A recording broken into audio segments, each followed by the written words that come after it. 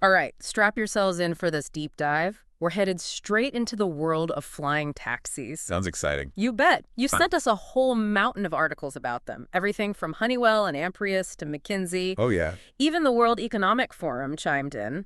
Looks like you're ready to say bye-bye to rush hour. And honestly, who isn't? Right. But before we get too far ahead of ourselves, let's break it down. Okay. When you hear flying taxi, what pops into your head? It's kind of funny, right? Everyone pictures something different. Exactly. So, before we start talking about vertiports and regulations and all that, what are these things really? Let's get technical for a second. All right. They're called EVTOLs. Stands for Electric Vertical Takeoff and Landing Aircraft. Catchy. I know, right? So picture this. Electric aircraft. Okay. Some of them totally look like oversized drones. Multiple rotors, the whole shebang. Uh-huh. Others, more like sleek little planes, fixed wings, super aerodynamic. And I bet some have both, right? You got it. Tilt rotors, kind of a hybrid thing. So a whole lot of variety then. Totally. And each design, it has its own quirks. Affects how far it can go, how fast, even how much noise it makes. Important stuff when we're talking about cities. Yeah, noise is a big one. But, we've all seen flying cars in movies forever. Right. Since Back to the Future, practically. Exactly. But are we actually close to this tech, like, taking off? Pun intended. You'd be surprised. McKinsey, those consulting whizzes, Yeah. they're saying widespread use within the next decade. Wow, really? Yeah, they're pointing to a few big trends converging, like battery tech. Batteries are getting better so fast. It's insane. More power, smaller size, lighter weight. Yeah. Huge for getting things off the ground. Literally. And the cost to make these things Huh. going down, new materials, slicker production makes a difference. Makes sense. Plus, cities are desperate for alternatives. Congestion, pollution, you name it. Yeah, it's not just a cool gadget anymore. Nope, there's a real need driving this. And companies are all over it. I bet. Joby Aviation, Lilium, Archer Aviation, just to name a few. They're building and testing EVTOLs right now. It's kind of mind-blowing. I even heard the 2028 Olympics in LA. Yeah, They might be the big debut for flying taxis. like a sci-fi premiere, real-world edition. Yeah.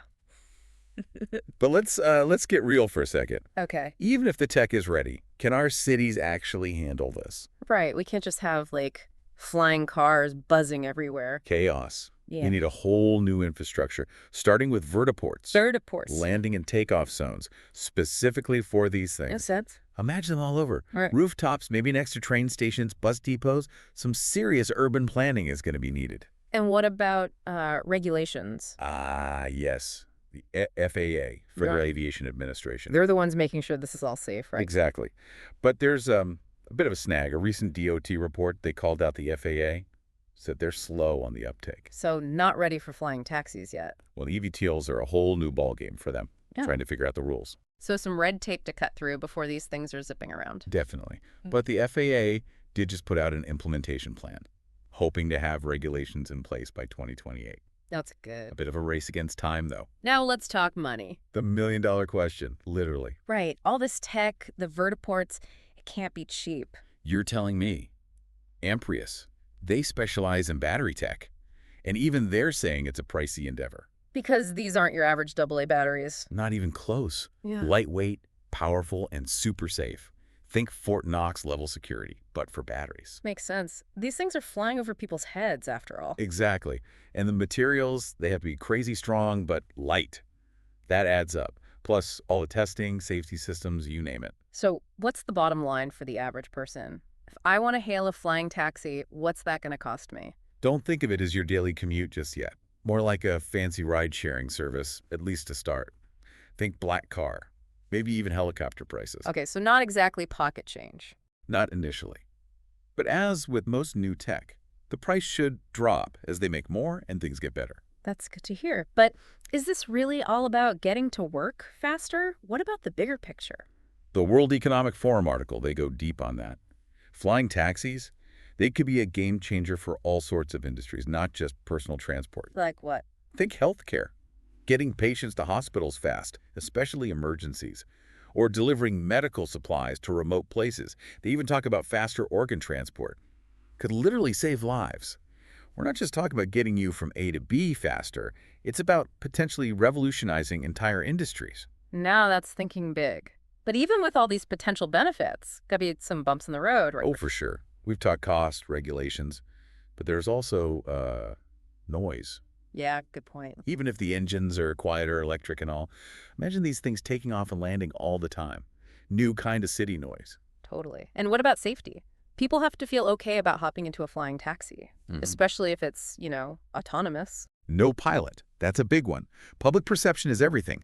That's why these companies are going all out. How so? Redundant flight controls, tons of testing. They're building in so many safety protocols. It's crazy. They know they got to earn people's trust. Sounds like you're doing their homework. But let's be real, a lot of this hinges on batteries. 100%. Yeah. We need batteries that go further, charge faster, and are even safer. Not just little improvements either. Right. We might need a whole new battery chemistry to really make these EVTLs take off, so to speak. No pressure for the battery folks then. So, who are the big players in all this? You mentioned a few before. Joby, Lilium, Archer, but there are a bunch more. I bet. Amprius, they mentioned Whisk. Joint venture between Boeing and Kitty Hawk, they're developing the Cora. And get this, What? it's designed to be completely autonomous, no pilot at all. Wow, that's a big jump. Huge. Hmm. Relies on sensors, AI, all sorts of backup systems to get around and fly safely. I'm all for innovation, but I think it'll be a while before people are cool with a pilotless aircraft. We'll see how that plays out for sure. So where's all the action happening? Is this mostly a U.S. thing? The U.S. has been leading the charge, that's for sure. FAA working on those regulations, but it's a global race. Germany, the UK, they're all over this in Europe. And what about China? Oh, China's in the game, big time. Companies like EHang, they're already doing demos and projects. It really makes you wonder what our cities will look like once these things are everywhere. It's wild to think about. Vertiports on skyscrapers, air traffic weaving between buildings. Totally.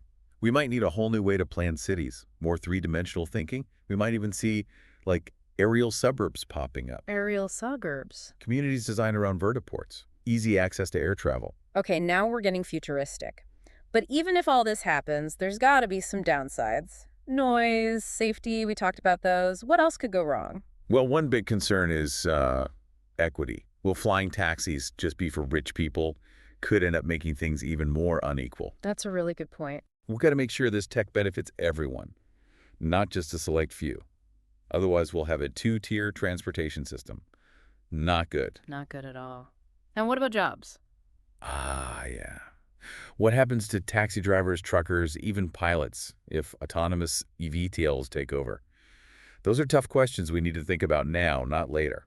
So it's not just about the tech, it's about all the ripple effects. Big time. It's got to be a smooth transition for everyone. So let's do a little future gazing for a minute. Say flying taxis are as normal as cars in 10 years.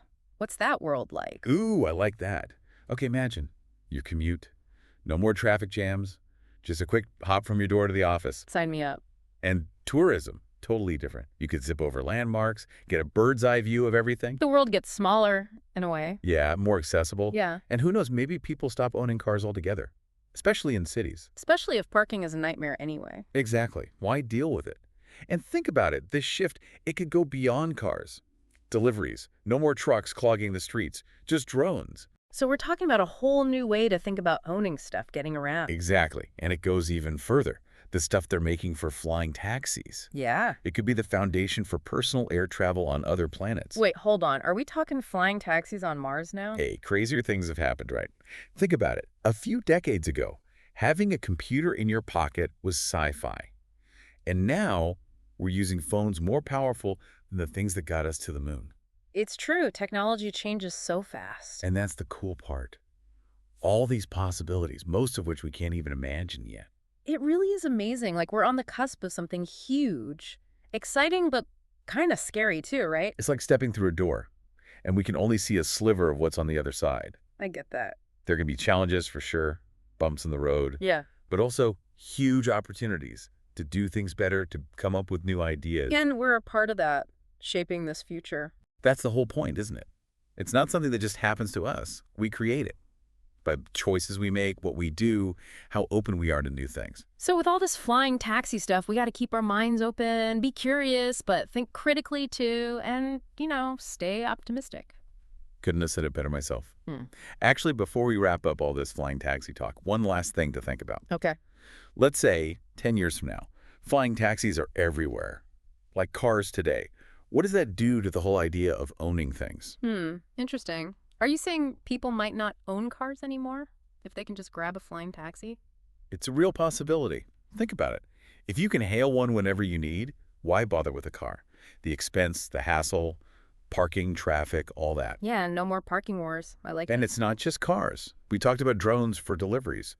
But what if everything worked that way? Logistics, transport, everything. On demand, shared, in the air? Wow. That's a pretty different way to think about stuff. It is. But that's kind of what these deep dives are about, right?